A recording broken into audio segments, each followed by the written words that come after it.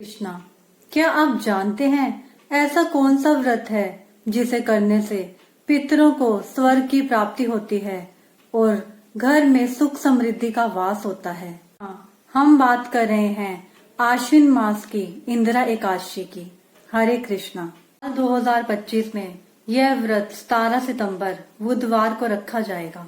एकादशी तिथि दोपहर को 12:21 पर शुरू होगी और उसी दिन रात को 11:39 पर समाप्त होगी।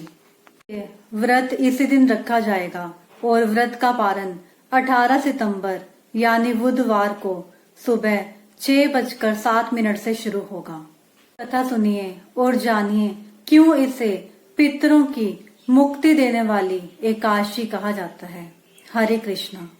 धर्मराज युधिष्ठिर कहने लगे कि हे भगवान, आश्विन कृष्ण एकादशी का क्या नाम है, इसकी विधि तथा फल क्या है, सो कृपा करके कहिए।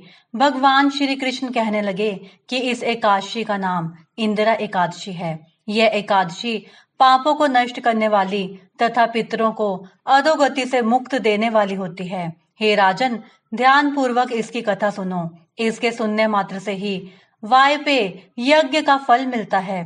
प्राचीन काल में सतयुग के समय में महिष्मति नाम की एक नगरी में इंद्रसेन नाम का एक प्रतापी राजा धर्म पूर्वक अपनी प्रजा का पालन करते हुए शासन करता था। वह राजा पुत्र पौत्र और धन आदि से संपन्न और विष्णु का परम भक्त था। एक दिन जब राजा सुख पूर्वक अपनी सभा में बैठा था तो आकाश मार्ग से महर्षि नारद उतरकर उनकी सभा में आए। राजा उन्हें देखते ही हाथ जोड़कर खड़ा हो गया और विधि पूर्वक आसन व अर्घ्य दिया।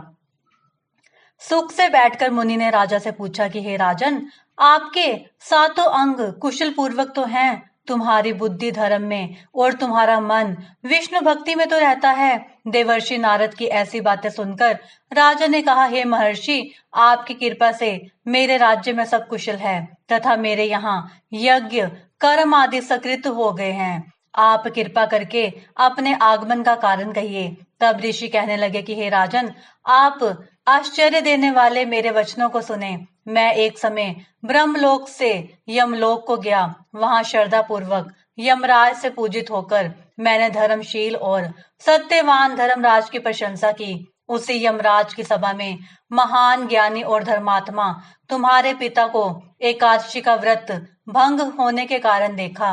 उन्होंने संदेशा दिया, सो मैं तुम्हें कहता हूँ। उन्होंने कहा कि पूर्व जन्म में कोई विघ्न हो जाने के कारण मैं यमराज के निकट रह रहा हूँ। सो हे पुत्र, यदि तुम आश्विन कृष्णा इंदिरा एकादशी का व्रत मेरे निमित्त करो तो मुझे स्वर्ग की प्राप्ति हो सकती है।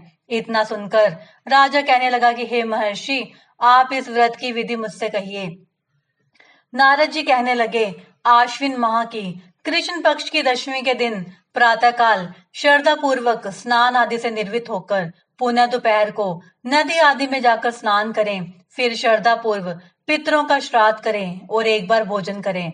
प्रातः काल होने पर एकादशी के दिन दातुन आदि करके स्नान करें। फिर व्रत के नियमों को भक्ति पूर्वक ग्रहण करता हुआ प्रतिज्ञा करें कि मैं आज संपूर्ण भोगों को त्याग कर निराहार एकादशी का व्रत करूंगा। हे अच्युत, हे पुंडरीकाक्ष, मैं आपकी शरण में हूँ, आप मेरी रक्षा कीजिए। इस प्रकार नियम पूर्वक शालिग्राम की मूर्ति के आगे विधि पूर्वक श्राद्ध करके योग्य ब्राह्मणों को फलाहार का भोजन कराएं और दक्षिणा दें। पितरों के श्राद्ध से जो बच जाए उसको सूंघ कर गौ को दें तथा धूप दीप गंध पुष्प नैवेद्य आदि सब सामग्री से ऋषिकेश भगवान का पूजन करें। रात में भगवान के निकट जागरण करें। इसके पश्चात द्वादशी के दिन प्रातःकाल होने पर भगवान का पूजन करके ब्राह्मणों को भोजन कराएं। भाई बंधुओं, स्त्री और पुत्र सहित आप भी मौन होकर भोजन करें। नारद जी कहने लगे कि हे राजन, इस विधि से यदि तुम आलस्य रहित होकर इस एकादशी का व्रत करोगे तो तुम्हारे पिता अवश्य ही स्वर्ग लोक को जाएंगे। इतना कहकर नारद जी अंतर्ध्यान हो गए। नारद जी के कथनानुसार राजा द्वारा अपने बांधवों तथा दासों सहित व्रत करने से आकाश से पुष्प वर्षा हुई और उस राजा का पिता गरुड़ पर चढ़कर विष्णु लोक को गया। राजा इंद्रसेन भी एकादशी के व्रत के प्रभाव से निष्कंटक राज्य करके अंत में अपने पुत्र को सिंहासन पर बिठाकर स्वर्ग लोक को गया। हे युधिष्ठिर, यह इंदिरा एकादशी के व्रत का महत्व मैंने तुमसे कहा। इसके पढ़ने और सुनने से मनुष्य सब पापों से छूट जाते हैं और सब प्रकार के भोगों को भोग कर वैकुंठ को प्राप्त होते हैं। इति शुभम। इस वर्ष यह व्रत 17 सितंबर बुधवार को होगा। एकादशी तिथि 17 सितंबर दोपहर 12:21 से 11:39 रात तक। पारण समय 18 सितंबर सुबह 6:07 से 8:34 तक। इसीलिए कहा गया है, इंदिरा एकादशी व्रत करने वाला पितरों को स्वर्ग दिलाकर स्वयं भी मोक्ष का अधिकारी बन जाता है। अगर आपको यह कथा और जानकारी उपयोगी लगी हो तो इसे दूसरों तक जरूर पहुंचाइए, क्योंकि जब ज्ञान साझा होता है तभी उसका असली पुण्य मिलता है। जय श्री हरि, जय श्री विष्णु।